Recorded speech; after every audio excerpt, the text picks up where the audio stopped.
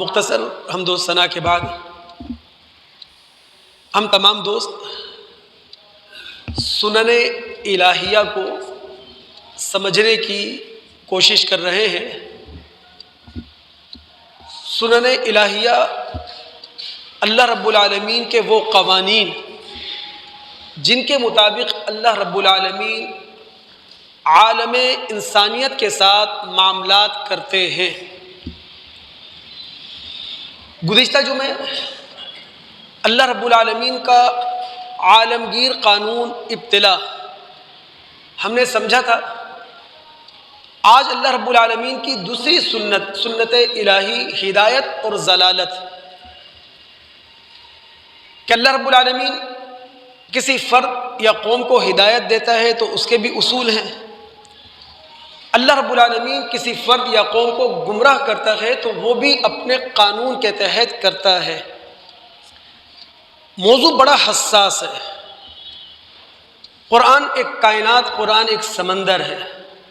اب ظاہر ہے کہ جب ہم قرآن کی دنیا میں اتر کر کچھ سیکھنا چاہیں گے تو دل دماغ کی حضوری ضروری ہے۔ ذہن اگر تھکائیں گے، بوریت کو محسوس کریں گے تو اللہ رب العالمین جو کچھ ہمارے سامنے اپنا سبق رکھنا چاہتے ہیں وہ ہم ازبر نہیں کر سکیں گے، یاد نہیں کر سکیں گے۔ لیکن قبل اس کے کہ اللہ رب العالمین کی دوسری سنت ہدایت اور ضلالت کو ہم باقاعدہ طور پہ سمجھیں، ایک مرتبہ پھر سنت الہی کو جان لیں۔ اللہ کا وہ قانون جو ناقابل تغیر ہے، جس میں کبھی تبدیلی نہیں آتی۔ اگر ہم سورہ فتح کی آیات 22 اور 23 کا مطالعہ کریں، رب العالمین فرماتے ہیں وَلَوْ قَاتَلَكُمُ الَّذِينَ كَفَرُوا لَوَلَّوُا الْأَدْبَارَ۔ ہمیں سورہ فتح کے بارے میں معلوم ہے، صلح حدیبیہ پر تبصرہ ہے۔ صلح حدیبیہ ایک صلح نامہ ہے جو مسلمانوں اور قریش مکہ کے درمیان ہوا۔ اس صلح نامے کے بعد قریش مکہ خوشی کے شادیانے بجا رہے تھے۔ تفاخر کا احساس عام آدمی سے بھی جھلک رہا تھا اور بعض مسلمانوں پر شکست خوردگی کی ایک چادر سی گویا کہ تنی ہوئی تھی۔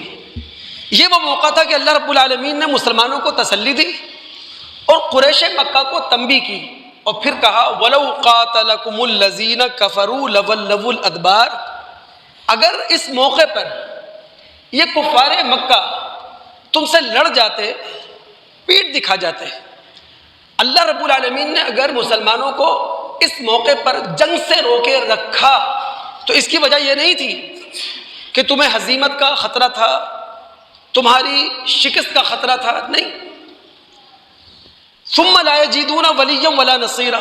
مسلمانوں کو تسلی دینے کے بعد کفار کو تنبیہ کی کہ اگر تم مسلمانوں سے اس موقع پر ٹکرا جاتے تو کسی کو اپنا حامی نہ پاتے، کسی کو اپنا مددگار نہ پاتے، کسی کو اپنا سازگار نہ پاتے۔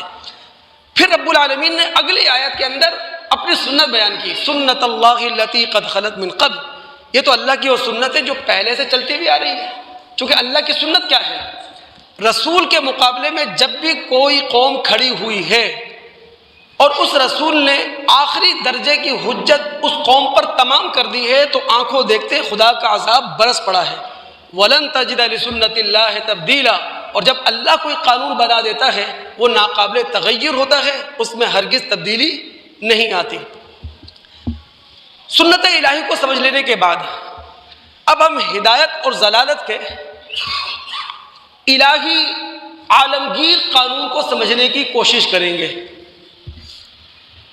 اللہ رب العالمین نے اپنی مشیت، اپنے ارادے کو قرآن میں لفظ اذن کے ساتھ بھی بیان کیا ہے۔ اذن جس کا عام معنی ہمارے ہاں ہوتا ہے اجازت، پرمیشن۔ اللہ رب العالمین کا ارادہ، اللہ رب العالمین کی جو مشیت ہے نا، اللہ کا قانون، اللہ کا دستور، اللہ کا اصول، اللہ کا ضابطہ، نعوذ باللہ من ذالک یہ کسی ڈکٹیٹر کا قانون نہیں ہے، یہ اندھا قانون نہیں ہے، نعوذ باللہ من ذالک۔ اللہ کی جو بھی مشیت ہے، اللہ کا جو بھی ارادہ ہے، بڑا حکیمانہ ہے، بڑا منصفانہ ہے، بڑا عادلانہ ہے۔ اگر میں آپ کے دل دماغ میں یہ موضوع اتار سکا نا تو بڑی سی بڑی آزمائش کا ہم سامنا کر سکیں گے۔ باپ کا جنازہ بھی کاندھوں پہ اٹھا سکیں گے، ماں کا جنازہ بھی کاندھوں پہ اٹھا سکیں گے، ہزاروں اور کروڑوں کے نقصانات بھی برداشت کر سکیں گے کہ رب العالمین کا جو فیصلہ ہوتا ہے بڑا حکیمانہ ہوتا ہے، بڑا عادلانہ ہوتا ہے، بڑا منصفانہ ہوتا ہے۔ چند آیات آپ کو مطالعہ کرواؤں جہاں اللہ تعالیٰ نے اپنی مشیت اور اپنے ارادے کو لفظ اذن کے ساتھ بیان کیا۔ سورہ بقرہ کی آیت نمبر 102 ہے۔ بنی اسرائیل جس زمانے میں اخلاقی اور مادی انحطاط کا شکار تھے، غلامی، ذلت اور پستی کے گڑھے میں گرے ہوئے تھے، یہ وہ دور تھا کہ جب وہ اللہ رب العالمین سے مدد لینے کے بجائے، رب العالمین کے دستور سے مدد لینے کے بجائے، رب العالمین کی نازل کردہ کتاب توریت کے رنگ میں اپنے آپ کو رنگنے کے بجائے پھونکوں کے سہارے اپنا نصیب اچھا کرنے کے چکر میں لگے ہوئے تھے، تعویذ گنڈوں کے سہارے، عملیات اور طلسمات کے سہارے۔ تو اللہ تعالیٰ نے کہا وَمَا هُمْ بِضَارِّينَ بِهِ مِنْ أَحَدٍ إِلَّا بِإِذْنِ اللَّهِ۔ یہ تعویذ گنڈے، یہ سحر، یہ طلسمات، یہ عملیات کسی کو نقصان نہیں پہنچا سکتی جب تک کہ اذن الہی نہ ہو، جب تک کہ قانون الہی نہ ہو، جب تک کہ اللہ رب العالمین کا حکیمانہ فیصلہ نہ ہو۔ دوستو، ہم جتنے بھی لوگ یہاں ایمان کی دولت لے کر بیٹھے ہیں نا، کوئی شخص اذن الہی کے بغیر صاحب ایمان بھی نہیں ہو سکتا، چاہے وقت کا رسول آخری درجے کی کوشش کر لے، چاہے وقت کا رسول گھر کے دروازوں پر دستک دے لے، چاہے وقت کا رسول رات دن آپ کے پیچھے لگا رہے، اذن الہی کے بغیر کوئی شخص صاحب ایمان بھی نہیں ہو سکتا۔ سورہ یونس کی آیات 99 اور 100۔ سورہ یونس یہ بھی مکہ کے دور آخر میں نازل ہونے والی صورتوں میں سے ہے۔ رب العالمین نبی علیہ السلام کی تسلی کا سامان کر رہے ہیں۔ ظاہر ہے رسول اللہ صلی اللہ علیہ وسلم کو دعوت دیتے ہوئے ایک عرصہ گزر چکا ہے اور دعوت دیتے دیتے تھکے جا رہے ہیں۔ اچھا، انجانوں کے سامنے اپنی دعوت پیش کرے، بیگانوں کے سامنے اپنی دعوت پیش کرے، غیروں کے سامنے اپنی دعوت پیش کرے، پھر بھی قرار آ جاتا ہے۔ اپنا خون، اپنے رشتہ دار، اپنا خاندان، اپنی برادری، رسول صلی اللہ علیہ وسلم دعوت دیتے ہوئے تھکے جا رہے ہیں۔ اس موقع پر رب العالمین آپ کی تسلی کا سامان کرتے ہوئے کہتا ہے وَلَوْ شَاءَ رَبُّكَ لَآمَنَ مَنْ فِي الْأَرْضِ كُلُّهُمْ جَمِيعًا۔ اے محمد صلی اللہ علیہ وسلم، اگر ہماری مشیت، ہمارا ارادہ انسانوں کے معاملے میں یہ ہوتا کہ ہم جبر کا ہتھیار استعمال کرتے ہوئے یا اپنی طاقت کا اندھا استعمال کرتے ہوئے انہیں راہ راست پر لے کر آتے، تو پھر ان میں سے کون تھا جو راہ راست پر نہ ہوتا؟ ہم نے تو انسانوں کے معاملے میں یہ قانون بنا رکھا ہے کہ وہ اپنی آزادی کا تعمیری استعمال کرے یا اپنی آزادی کا تخریبی استعمال کرے۔ أَفَأَنْتَ تُكْرِهُ النَّاسَ حَتَّى يَكُونُوا مُؤْمِنِينَ۔ اے محمد صلی اللہ علیہ وسلم، کیا آپ لوگوں کو طاقت استعمال کر کے ایمان لانے پر مجبور کریں گے؟ پھر اللہ نے کہا وَمَا كَانَ لِنَفْسٍ أَن تُؤْمِنَ إِلَّا بِإِذْنِ اللَّهِ۔ بھئی کوئی شخص صاحب ایمان ہو نہیں سکتا جب تک کہ اذن الہی نہ ہو، جب تک کہ رب العالمین کا حکیمانہ فیصلہ نہ ہو۔ اب ہمارے ذہن میں ایک سوال پیدا ہوگا اور ہونا چاہیے کہ جناب یہ توفیق الہی کس کو حاصل ہوتی ہے؟ ایک عام سا جملہ ہے نا ہماری زبانوں پر، اللہ کی توفیق سے ایسا ہوا، تو ایمان کے معاملے میں توفیق الہی کسے حاصل ہوتی ہے؟ اللہ نے خود کہا یہاں وَيَجْعَلُ الرِّجْسَ عَلَى الَّذِينَ لَا يَعْقِلُونَ۔ اللہ رب العالمین عقیدے کی پلیدی ڈال دیتا ہے، عمل کی گندگی ڈال دیتا ہے ان لوگوں پر جو اپنی عقل استعمال نہیں کر رہے ہوتے۔ اللہ تعالیٰ نے انسان کو اسباب ہدایت دے کر پیدا کیا ہے۔ دیکھیں، ایک فطرت پر آپ کو پیدا کیا ہے، پیدائشی فطرت ہے آپ کے پاس، ایک عقل پر پیدا کیا ہے آپ کو، پیدائشی عقل ہے آپ کے پاس، حصول علم کی صلاحیتوں سے مالا مال اللہ نے آپ کو پیدا کیا ہے. پھر رب العالمین نے اخلاقی وجود آپ کو دے رکھا ہے، یعنی آپ جانتے ہیں خیر کیا ہے، آپ جانتے ہیں شر کیا ہے. رب العالمین نے آپ کے اپنے اندر انفسی دلائل رکھ چھوڑے ہیں. رب العالمین نے باہر کی دنیا میں، خارج کی دنیا میں آفاقی دلائل رکھ چھوڑے ہیں. یہ سب اسباب ہدایت ہے. جو اسباب ہدایت کا استعمال کرے گا رب العالمین اسے ہدایت دے گا، اور جو اسباب ہدایت کو منہ چڑھا دے گا، جو اسباب ہدایت کو پیٹ دکھا دے گا، رب العالمین اسے ہدایت نہیں دیتا. یہ ہے وہ بات جو رب العالمین نے کہی. تو ایمان کی دولت بھی نصیب نہیں ہوتی جب تک کہ اذن الہی نہ ہو. ایک تیسری آیت کا بھی مطالعہ کر لیں. کوئی بھی شخص دنیا سے رخصت ہوتا ہے نا، چاہے مقدس ہستی ہو، خاص الخاص ہستی ہو یا عام، جو شخص دنیا سے جاتا ہے یہ اذن الہی سے جاتا ہے. رب العالمین کا حکیمانہ فیصلہ ہوتا ہے. سورہ آل عمران آیت نمبر 145 ہے، وما کان لنفس ان تموت الا باذن اللہ کتابا مؤجلا. بھائی جس شخص کی بھی آنکھیں بند ہوتی ہیں وہ اللہ تعالیٰ کے اذن سے بند ہوتی ہیں، اور ہر انسان کی موت کا وقت علم الہی میں طے شدہ ہے. بھائی علم الہی دیکھیں، کبھی بھی تقدیر الہی کو علم الہیہ سے ٹکرائیے گا نہیں. یہ دونوں الگ اللہ تعالیٰ کی صفات ہیں. یعنی اللہ ہمیشہ تک کی چیزیں جانتا ہے، یہ ہے علم الہی. تو علم الہی میں ہر انسان کی موت کا فیصلہ اللہ کر چکا ہے، طے شدہ ہے اللہ تعالیٰ کا. یہ جو آیت نمبر 145 ہے نا دوست، اس کا سیاق و سباق کیا ہے؟ اس سے پہلے ہے آیت نمبر 144، اور وہ بڑی معروف آیت ہے. اللہ رب العالمین مسلمانوں سے مخاطب ہیں، اور خاص کر نزول قرآن کے زمانے میں صحابہ سے مخاطب ہیں. ہوا کیا؟ غزوہ احد، جیتی ہوئی جنگ مسلمان ہار گئے. چکی کے دونوں پارٹوں کے بیچ میں آ گئے مسلمان، یعنی آگے سے بھی کافر، پیچھے سے بھی کافر. یہ وہ وقت تھا کہ جب نبی علیہ الصلوۃ والسلام کی شہادت کی جھوٹی افواہ اڑ گئی. مسلمانوں کے اوسان خطا ہو گئے، مسلمان ہوش و حواس کھو بیٹھے. جس کا رخ جہاں تھا وہ جان بچانے کے لیے بھاگ پڑا. یہ وہ زمانہ تھا، یہ وہ موقع تھا کہ اللہ رب العالمین نے کہا وما محمد الا رسول قد خلت من قبلہ الرسل. بھائی محمد صلی اللہ علیہ وسلم ایک رسول ہیں، آپ سے پہلے بھی بہت سارے رسول دنیا سے ہو کر جا چکے ہیں. افإن مات او قتل انقلبتم علی اعقابکم. اگر محمد الرسول صلی اللہ علیہ وسلم طبعی وفات پا کر دنیا سے چلے جائیں یا شہادت کا عظیم مقام لے کر دنیا سے چلے جائیں تو کیا تم اس نظریے کو چھوڑ دو گے جو نظریہ وہ لے کر آئے تھے؟ تو جو مقدس ہستی ہو، خاص الخاص ہستی ہو، عام ہستی ہو، دنیا سے جائے گی تو اس کا وقت کیا ہے؟ علم الہی میں طے شدہ ہے. اور اللہ تعالیٰ جب بھی کوئی فیصلہ کرتا ہے وہ کیا ہوتا ہے؟ منصفانہ ہوتا ہے، عادلانہ ہوتا ہے، اور وہ حکیمانہ ہوتا ہے. ہدایت اور ضلالت، ایمان اور کفر، حق اور باطل، ان کے قواعد، ان کے اصول اللہ تعالیٰ کے ہاں اسی طرح طے شدہ ہیں جس طرح اللہ کے ہاں یہ اصول طے شدہ ہے. دودھ میں صحت ہے اور شراب کے اندر بیماری ہے. جس طرح دودھ صحت مند اور شراب اپنے اندر بیماریاں رکھتی ہے، یہ اللہ کا قانون ہے، طے شدہ ہے. ہدایت اور ضلالت کا قانون اسی طرح طے شدہ ہے. وہ جو روایت آتی ہے نا ابن ماجہ کی، ام سلمہ رضی اللہ تعالی عنہ نبی علیہ الصلوۃ والسلام سے کہتی ہے اللہ کے رسول میں دیکھتی ہوں ہر سال خاص موسم میں آپ ایک درد کی اذیت سے گزرتے ہیں.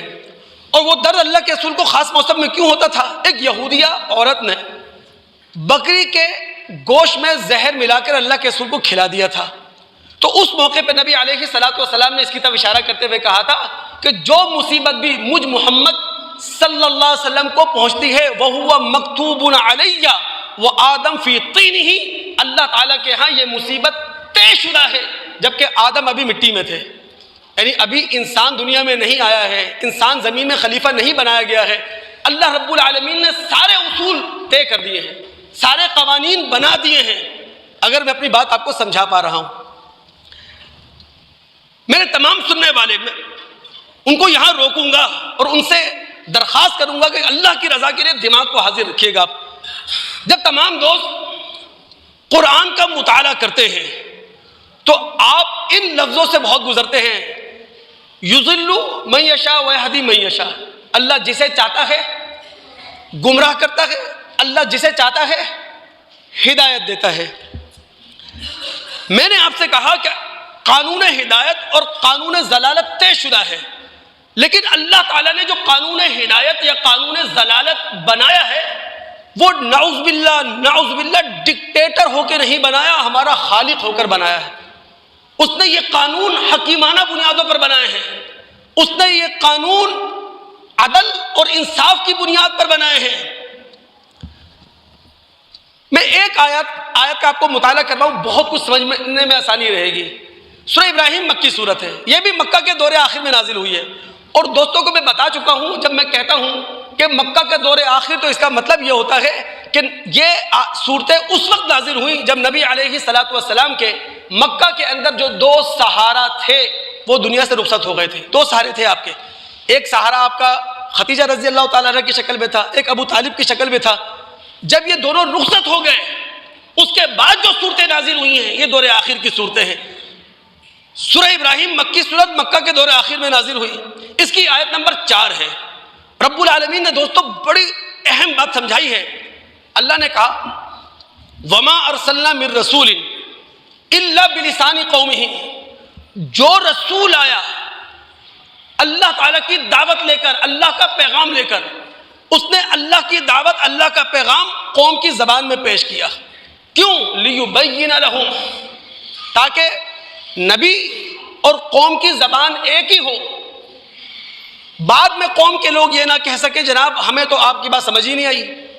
اللہ تعالیٰ کے ہاں نبی کے مخاطبین، نبی کی قوم یہ نہ کہہ سکے، یہ عذر نہ پیش کر سکے کہ بھئی ان کی زبان الگ تھی، ہماری زبان الگ، تو نبی اور قوم کی زبان ہمیشہ ایک ہی رہی تاکہ نبی اپنی بات اچھے طریقے سے سمجھا سکے۔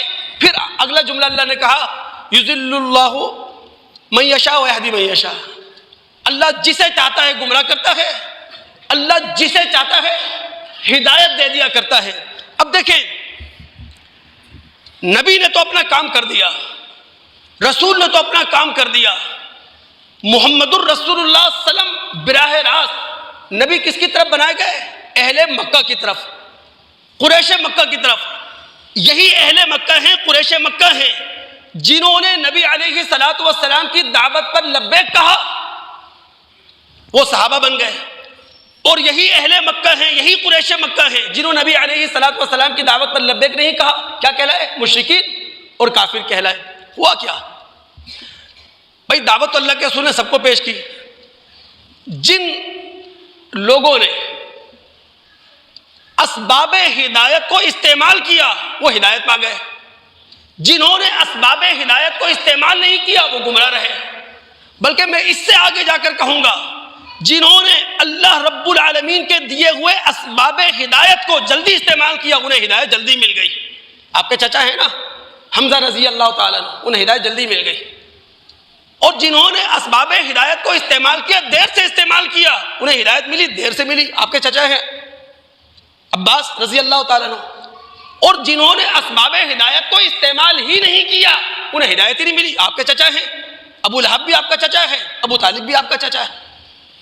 اسباب ہدایت، اللہ نے ایک فطرت ہمیں دی ہے، اللہ نے عقل ہمیں دی ہے، اللہ نے اسباب علم ہمیں دے رکھے ہیں، رب العالمین نے اخلاقی وجود کی حیثیت سے پیدا کیا ہے۔ پیدائشی طور پر ہم جانتے ہیں خیر کیا ہے، شر کیا ہے۔ رب العالمین نے انفسی دلائل ہمارے جسم کے اندر رکھ چھوڑے ہیں، اللہ رب العالمین نے خارج کی دنیا کے اندر آفاقی دلائل رکھ چھوڑے ہیں۔ سمجھے نا؟ انسان ہدایت کو تلاش کرے، اپنے آپ کو ہدایت کا متلاشی بنائے۔ ایک اور بات سمجھے آگے بڑھتے ہوئے، وقت کا رسول، وقت کا نبی، اس کی ذمہ داری صرف ایراؤ طریق ہے، راستہ دکھانا۔ یاد رکھیے، یعنی رسول جو ہوتا ہے وہ حق کو حق کر کے دکھا دیتا ہے، باطل کو باطل کر کے دکھا دیتا ہے، اس سے زیادہ رسول کی ذمہ داری نہیں ہے۔ ایراؤ طریق جب رسول کی ذمہ داری ہے تو قرآن رسول سے کہتا ہے، سورہ شورى کی آیت نمبر 53 ہے، اِنَّكَ لَتَهْدِي إِلَىٰ صِرَاطٍ مُسْتَقِيمٍ، اے محمد صلی اللہ علیہ وسلم آپ لوگوں کی یقیناً رہنمائی کر رہے ہیں سیدھے راستے کی طرف۔ لیکن رسول کی ذمہ داری، نبی کی ذمہ داری ایصال الی المطلوب نہیں ہے کہ وہ آپ کو کامیابی کے گھر تک چھوڑ کے آئے گا، وہ آپ کو کامیابی کی منزل تک چھوڑ کر آئے گا، وہ ہاتھ پکڑ کر دار کفر سے آپ کو نکالے گا، دار ایمان میں کھڑا کر دے گا، یہ رسول کی ذمہ داری نہیں ہے۔ اس اعتبار سے اللہ رب العالمین نے کہا سورہ قصص آیت نمبر 56، انک لا تہدی من احببت ولکن اللہ یہدی من یشاء۔ اے محمد صلی اللہ علیہ وسلم، آپ جسے چاہیں ہدایت دے دیں، ایسا نہیں ہو سکتا، اللہ جسے چاہتا ہے ہدایت دیتا ہے۔ اب ہمارے ذہنوں میں سوال ہے، اللہ کسے ہدایت دیتا ہے؟ یہی آیت نمبر 56 ہے دوست، اور اس کا آخری ٹکڑا کیا ہے؟ وَهُوَ أَعْلَمُ بِالْمُهْتَدِينَ۔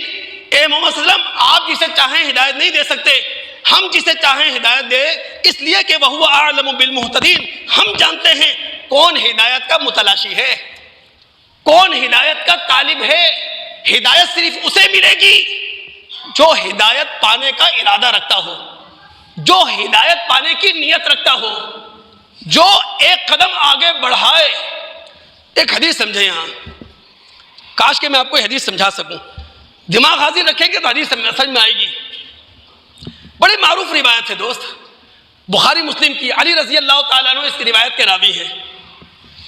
وہ کہتے ہیں نبی علیہ الصلوۃ والسلام نے ایک موقع پر صحابہ کی مجلس میں کہا، صحابہ تم میں سے کوئی ایسا نہیں ہے الا وقد کتب مقعدہ من النار ومقعدہ من الجنہ، جس کا ٹھکانہ جنت اور جہنم میں لکھا بنا ہو۔ جب صحابہ نے یہ بات اللہ کے رسول سے سنی، ابھی بات مکمل نہیں ہوئی نا، سوال پیدا ہوگا، بات مکمل ہوتی ہے جواب مل جاتا ہے، ابھی بات مکمل نہیں ہوئی۔ اللہ کے رسول نے صرف یہ کہا جنت جہنم کا ٹھکانہ مقرر ہے۔ صحابہ نے کہا اللہ کے رسول پھر کیا؟ افلا نتکل علی کتابنا وندع العمل، عمل ہم چھوڑ نہ دیں، اپنی تقدیر پر بھروسہ نہ کر لیں؟ تو اس موقع پہ نبی اثر فرمایا نہیں، اعملوا، عمل کرو۔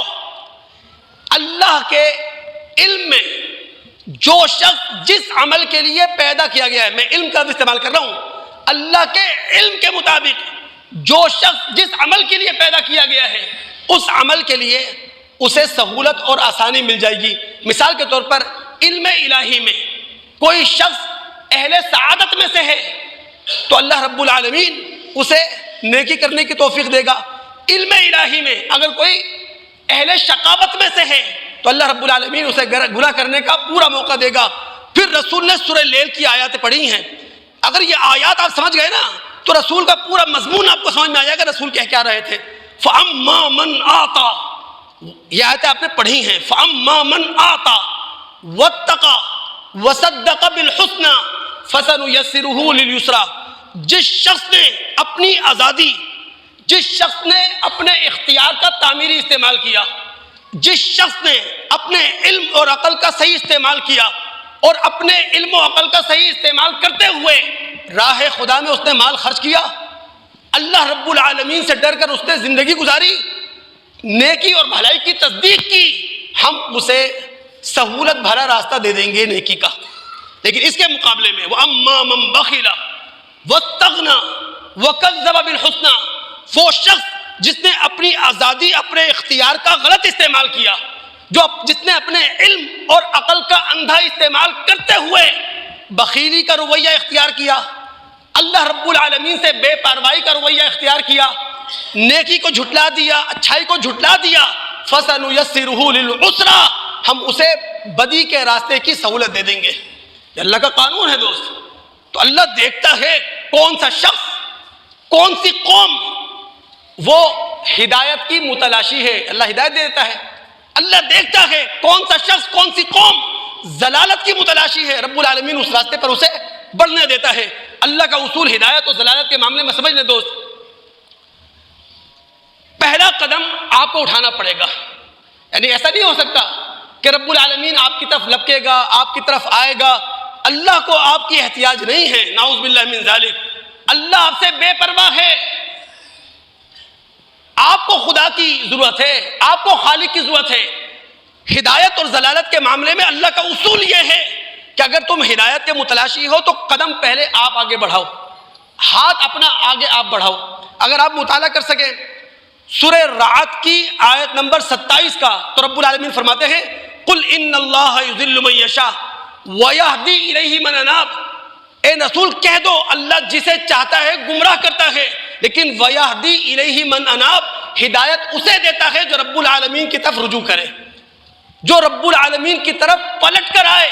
بھائی بخاری کی وہ روایت کس کو یاد نہیں ہے جو بخاری کتاب التوحید کے اندر ہے، سیدنا ابو ہریرہ رضی اللہ تعالیٰ عنہ جس کے راوی ہیں، اللہ رب العالمین نے یہ اصول باقاعدہ بتایا ہے کہ اگر تم صراط مستقیم پر آنا چاہتے ہو، اگر تم ترقی کا زینہ طے کرنا چاہتے ہو، اگر تم قوموں کے اندر نمایاں مقام حاصل کرنا چاہتے ہو تو قدم تمہیں آگے بڑھانا پڑے گا، ہم تمہارا ہاتھ پکڑیں گے۔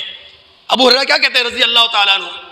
حدیث قدسی ہے، رسول نے فرمایا، اللہ فرماتا ہے انا عند ظن عبد بی، میں بندے کے گمان کے ساتھ ہوں۔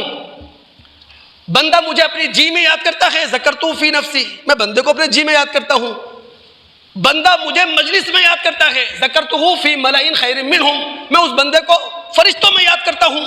اور بندہ اگر میرے قریب آتا ہے ایک بالش، تقربت الیہ ذراعا، میں ایک ہاتھ اس کے قریب آتا ہوں۔ اور بندہ اگر ایک ہاتھ میرے قریب آتا ہے، تقربت الیہ باعا، میں 2 ہاتھ اس کے قریب آتا ہوں۔ بندہ میرے پاس آتا ہے یمشی، چلتا ہوا، اتیتہ ہرولا، میں اس کی طرف دوڑتا ہوا آتا ہوں۔ یہ اللہ کا قانون ہے ہدایت و ضلالت سے متعلق دوست۔ تو لہذا خدا را اپنی ضلالت کا، اپنی گمراہیوں کا سارا قصور ہم اپنے کاندھوں پہ رکھیں، نعوذ باللہ من ذالک، اللہ کے کاندھے پہ نہ ڈالیں۔ یہ ہماری نادانی ہے، یہ ہماری جہالت ہے، یہ ہماری لا علمی ہے جس کا ہم بھرپور طریقے سے اظہار کر رہے ہیں۔ اب آخری بات آپ کو سمجھانے لگا ہوں اس موضوع کے حوالے سے، بس دماغ حاضر رکھیے گا، 5-7 منٹ میرے ساتھ رہیں آپ۔ میں نے کہا سنت الہی، اللہ تعالیٰ کا قانون، وہ قانون جس کو سامنے رکھ کر اللہ تعالیٰ انسانوں کے ساتھ معاملات کیا کرتا ہے۔ اصل مشیت، اصل ارادہ اللہ کا ہے۔ ہماری مشیت، ہمارا ارادہ ذاتی نہیں ہے، اللہ کی مشیت اور اللہ کے ارادے کی جھلک ہے۔ صحیح ہے؟ یعنی ہماری مشیت، ہمارا ارادہ ذاتی نہیں ہے، اصل ارادہ، اصل مشیت اللہ کی ہے۔ اللہ نے اپنی مشیت اور اپنے ارادے کی جھلک ہمیں دے رکھی ہے، لیکن ہوا کیا؟ اللہ نے جب اپنے ارادے، اپنی مشیت کی جھلک ہمیں دی تو اس کے استعمال کی آزادی بھی ہمیں دی، اس کے استعمال کا اختیار بھی ہمیں دیا۔ اسی لیے تو ہم خدا کے سامنے جواب دہ ہیں۔ اللہ تعالیٰ نے کیا کہا سورہ حامیم السجدہ میں؟ اعملوا ما شئتم انہ بما تعملون بصیر، اے انسانوں جو چاہو عمل کرو، تم آزاد ہو اپنے عمل میں، لیکن یہ یاد رکھو ہم تمہارے ہر اچھے برے عمل کو دیکھ رہے ہیں۔ سورہ کہف آیت نمبر 29 رسول سے کہلوایا گیا وَقُلِ الْحَقُّ مِن رَبِّكُمْ، اے رسول کہہ دو جو کچھ میں پیش کر رہا ہوں یہ تمہارے رب کی طرف سے حق ہے۔ فَمَنْ شَاءَ فَلْيُؤْمِنْ وَمَنْ شَاءَ فَلْيَكْفُرْ، جس کا دل چاہے۔ یہ سورہ کہف یہ بھی مکی صورت ہے، یہ مکہ کے دور متوسط میں نازل ہوئی۔ اب آپ غور کریں محمد الرسول صلی اللہ علیہ وسلم کے مخاطبین کون ہوں گے؟ اہل مکہ، کفار مکہ۔ ابھی ہجرت حبشہ نہیں ہوئی، اس کا مطلب یہ ہے جو ایمان لے کر آئے ہیں وہ بھی موجود ہیں۔ اللہ رب العالمین اپنے خاندان سے، اپنے قوم کے لوگوں سے، اپنی برادری کے لوگوں سے، اپنے رشتہ داروں سے کہہ رہے ہیں جو کچھ میں پیش کر رہا ہوں یہ تمہارے پاس تمہارے رب کی طرف سے حق ہے۔ فمن شاء فلیؤمن ومن شاء فلیکفر، جس کا دل چاہے ایمان لے کر آئے، جس کا دل چاہے انکار کر دے۔ تو اللہ کی مشیت، اللہ کے ارادے کی جھلک ہمارے اندر ہے، لیکن اس مشیت اور ارادے کے استعمال میں اللہ تعالیٰ نے ہمیں آزاد چھوڑ دیا ہے۔ اب کس طرح ہم آزاد ہیں اس کو بھی سن لیں آپ۔ سورہ انعام آیت نمبر 35 مکہ کے دور آخر میں نازل ہوئی یہ سورت۔ یہ وہ زمانہ ہے جب نبی صلی اللہ علیہ وسلم اور صحابہ کرام جو مکہ کے اندر ہیں وہ 2 دھاری تلوار پہ سفر کر رہے ہیں، ہر طرف سے مسلمانوں پر تھپیڑے پڑ رہے ہیں، مسلمان اپنی جان بچاتے پھر رہے ہیں۔ یہ وہ زمانہ ہے نبی علیہ السلام محمد رسول اللہ چاہتے ہیں کاش کوئی معجزہ اللہ رب العالمین اہل مکہ کے سامنے پیش کر دے، اہل مکہ کی گردنیں معجزہ دے کر سرنگو ہو جائے۔ اللہ کے رسول چاہتے ہیں۔ قرآن نے کیا کہا؟ توجہ رہے دوست، اللہ کا ارادہ، اللہ کی مشیت انسانوں کے معاملے میں کیا ہے۔ وَإِن كَانَ كَبُرَ عَلَيْكَ إِعْرَاضُهُمْ، اے اللہ کے رسول صلی اللہ علیہ وسلم اگر قریش مکہ کی روگردانی آپ سے برداشت نہیں ہو رہی اور آپ کے بس میں ہے، آپ کے زور میں ہے کہ آپ سرنگ بنا کر زمین کے نیچے جا سکیں یا سیڑھی لگا کر آسمان پہ چڑھ سکیں، تو زمین کے نیچے بھی چلے جائیں، آسمان کے اوپر بھی چل جائیں، اور فتاتیہم بآیہ، جا کے کوئی معجزہ لے آئیں، انہیں کے سامنے پیش کر دیں تاکہ ان کی گردنیں سرنگو ہو جائیں، جھک جائیں۔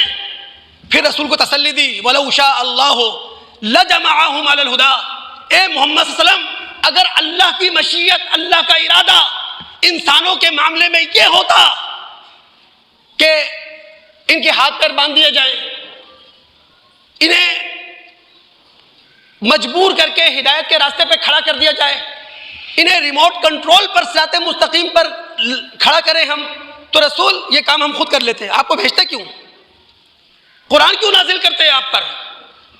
اگر ہم نے ان کو اسی طرح ہدایت دینا تھی تو یہ تو ہم جانوروں کو دے چکے ہیں، یہ تو ہم حشرات الارض کو دے چکے ہیں، یہ تو ہم پرندوں کو دے چکے ہیں، دنیا کے اندر جتنی ذی حیات چیزیں ہیں ان سب کو اللہ نے ہدایت دی ہے۔ ربنا الذی اعطى كل شيء خلقا ثم ہدا، اللہ نے جو چیز پیدا کی اس کو ہدایت دی ہے۔ یہ جو پانی کے اندر مچھلیاں تیر رہی ہیں خدا کی ہدایت ہے، یہ جو حشرات الارض زمین پر رینگ رہے ہیں خدا کی ہدایت ہے، یہ جو شیر چیتے دھاڑ رہے ہیں یہ خدا کی ہدایت ہے، یہ پرندوں کی جو چہچہاہٹ ہے یہ خدا کی ہدایت ہے، یہ پہاڑ جو بلند و بالا ہے یہ خدا کی ہدایت ہے، ان پر جو برف جمع ہوا ہے گلیشیئر بنے ہوئے ہیں یہ خدا کی ہدایت ہے۔ رسول اگر ہمیں انہیں اس طرح ہدایت دینا ہوتی انسان کو جبر کا، طاقت کا ہتھیار استعمال کر کے، تو ہم ہدایت دے چکے ہوتے ہیں۔ پھر آپ کو کیوں بھیجتے، قرآن کیوں نازل کرتے، انہیں علم کیوں دیتے، انہیں عقل کیوں دیتے، انہیں فطرت سلیمہ پر پیدا کیوں کرتے، انہیں سوچ اور سمجھ رکھنے والا دماغ کیوں دیتے ہم؟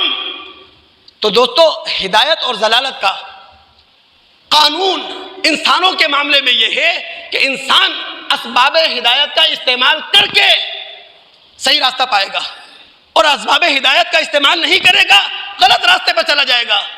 اور ہم اس مسلمان خدا را اس جہالت سے نکلیں، اس نادانی سے نکلیں، اپنے گناہوں کا بوجھ ہم اللہ کی مشیت کو پر ڈال دیں، ہم اپنے کرتوتوں کا بار اللہ کے ارادے پہ ڈال دیں، ہم اپنے گناہوں کے انبار خدا کے فیصلے پہ رکھ دیں، الامان والحفیظ۔ آج اگر ہم پاکستانی مسلمانوں میں مذہبی گراوٹ ہے خود کو مجرم سمجھے، اخلاقی گراوٹ ہے خود کو مجرم جانے، معاشی گراوٹ ہے، معاشرتی گراوٹ ہے، سیاسی گراوٹ ہے، حکومتی گراوٹ ہے، یہ سب اللہ کے قانون کے تحت ہے۔ الزام اپنے آپ کو دے، جب تک ہم گردنوں میں یہی جھانکیں گے اور یہ جملہ کہتے رہیں گے اللہ کی مرضی تھی، اللہ کی مرضی نہیں تھی، معذرت کے ساتھ اللہ نے آپ کو بھی اپنی رضامندی کی جھلک دے دی تھی، اللہ کی مشیت تھی، اللہ نے اپنی مشیت کی جھلک آپ کو دے رکھی تھی، اللہ کا ارادہ تھا، اللہ نے اپنے ارادے کی جھلک آپ میں پیدا کر رکھی تھی، آپ نے کیا کیا؟ جب تک اس چیز کو نہیں سمجھیں گے لوگ اس دلدل سے نکل نہیں سکیں گے۔ ابھی جو کشیدگی ہے پاکستان اور ایران کے درمیان، یہ بھی اللہ کی مشیت کے تحت ہے اور کہ اللہ کا قانون۔ اور بھائی پاکستان اور ایران کوئی غیر ہیں، ہزارہا برس سے پڑوسی ہیں، اپنے پڑوسی ہونے کی ذمہ داری نہیں سمجھ رہے آپ؟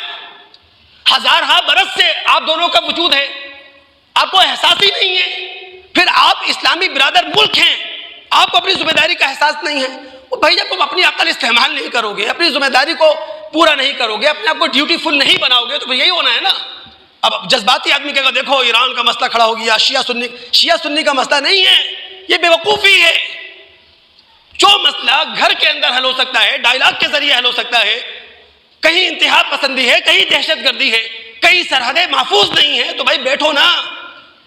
دونوں ممالک کے سفارت خانے موجود ہیں، دونوں ممالک کی وزارت خارجہ موجود ہے، دونوں ممالک کی حکومتیں موجود ہیں، دونوں کے نمائندے ڈیوس کے اندر موجود ہیں، بیٹھ کے بات کرو نا۔ تو اللہ کے قانون کو سمجھیں۔ تو ہدایت اور ضلالت کے لیے دوستو اللہ کا سیدھا سیدھا قانون یہ ہے کہ جو شخص یا جو قوم اسباب ہدایت کو استعمال کرے گی اسے ہدایت مل جائے گی۔ اور جو اسباب ہدایت کیا ہیں؟ فطرت، عقل، علم، اخلاقی وجود، انفسی دلائل، خارج کے اندر کائناتی اور آفاقی دلائل۔ جو بھی سبق حاصل کرنا چاہتے ہو ان سے حاصل کرو، ان اسباب کو جو استعمال کرے گا اسے ہدایت مل جائے گی۔ ایک حدیث سمجھاؤں آپ کو، یہ حدیث میں سمجھا سکا نا بہت بڑا مسئلہ حل ہوگا آپ کا انشاءاللہ۔ انس رضی اللہ تعالیٰ اس کے راوی ہیں، ترمذی ابن ماجہ کی روایت ہے۔ وہ کہتے ہیں نبی علیہ السلام اکثر ایک دعا کرتے تھے، یا مقلب القلوب ثبت قلبی علی دینک، اے دلوں کے پھیرنے والے میرے دل کو اپنے دین پر ثابت قدم رکھ۔ انس کہتے ہیں میں نے پوچھا اللہ کے رسول آپ یہ اکثر دعا کرتے ہیں تو کیا ہمارے معاملے میں ڈرتے ہیں؟ ہم تو آپ پر ایمان لے کر آئے ہیں، جو کچھ آپ نے پیش کیا اس پر ایمان لے کر آئے ہیں۔ اللہ کے رسول نے کہا بالکل میں ڈرتا ہوں کہیں تمہارے دلوں کے اندر پھر ایک مرتبہ ٹیڑھ نہ آ جائے، کہیں تم صراط مستقیم سے بھٹک نہ جاؤ۔ پھر رسول نے کہا تھا کہ ان القلوب بین اصبعین من اصابع الرحمن، دل اللہ رب العالمین کی دو انگلیوں کے درمیان ہوتے ہیں، یقلب کیف یشاء، اللہ جس طرح چاہتا ہے دل کو پھیر دیتا ہے۔ خدا را کبھی بھی اس حدیث کو اس طرح نہ سمجھے نعوذ باللہ آپ کا خدا ڈکٹیٹر ہے کہ اس کا موڈ بن گیا تو آپ کو ہدایت دے دی، اس کا موڈ بگڑ گیا آپ کو ضلال۔ استغفر اللہ، لا حول ولا قوت الا باللہ۔ کبھی بھی اس طرح کی حدیثوں کو اس طرح سمجھے۔ اللہ کی مشیت حکیمانہ ہوتی ہے، عادلانہ ہوتی ہے، منصفانہ ہوتی ہے۔ اللہ دیکھتا ہے تمہارے دل کو، اللہ دیکھتا ہے تمہارے عمل کو، اللہ دیکھتا ہے تمہاری نیت کو۔ اب اگر تم اپنے عمل، اپنے دل، اپنی نیت کے مطابق راہ راست چاہتے ہو تو خدا ہاتھ پکڑ کر تمہیں آگے لاتا ہے، لیکن اگر تم اپنے دل، اپنے عمل، اپنی نیت سے ہدایت کا راستہ نہیں اختیار کرنا چاہتے تو رب العالمین کو تمہاری کوئی فکر نہیں ہوتی۔ یہ ہے وہ معاملہ جس کو سمجھنے کی ضرورت ہے۔ یہ جو قرآن میں آپ پڑھتے ہیں نا ختم اللہ علی قلوبہم، اللہ نے دلوں پر مہر لگا دی۔ دماغ حاضر رکھیے گا، میں صرف آیتوں کے حوالے دوں گا، بات سمجھ میں آئے گی۔ قرآن گھر جا کے کھولیے گا، مطالعہ کیجیے گا، آپ بھی مسلمان ہیں، ذمہ داری ہے آپ کی دوست۔ ختم اللہ علی قلوبہم، اللہ دلوں پر مہر لگاتا ہے۔ تو یاد رکھیے اللہ جس دل پر مہر لگا دے اپنے قانون کے تحت لگاتا ہے، اور قانون میں آپ کو بتا چکا ہوں کہ جو اسباب ہدایت کو استعمال کرے گا اسے ہدایت ملے گی، جو اسباب ہدایت کو استعمال نہیں کرے گا وہ گمراہی میں پڑا رہے گا۔ یہ جو کافر ہوتے ہیں منکرین حق، اگر اللہ تعالیٰ ان کے دلوں پر مہر لگاتا ہے تو ان کی دنیا پرستی کی وجہ سے لگاتا ہے۔ آپ اگر مطالعہ کرنا چاہیں تو سورہ نحل آیات 106 تا 108 کا مطالعہ کر سکتے ہیں۔ اللہ رب العالمین نے اگر یہودیوں کے دل پر مہر لگا دی ہے تو ان کے جرائم کی وجہ سے، آپ مطالعہ کرنا چاہیں تو سورہ نساء کی آیت نمبر 155 کا مطالعہ کر سکتے ہیں۔ اگر اللہ تعالیٰ منافقین کے دلوں پر مہر لگاتے ہیں تو ان کے عقل استعمال نہ کرنے کی وجہ سے آپ مطالعہ کرنا چاہیں تو سورہ منافقون کی آیت نمبر 3 کا مطالعہ کر سکتے ہیں۔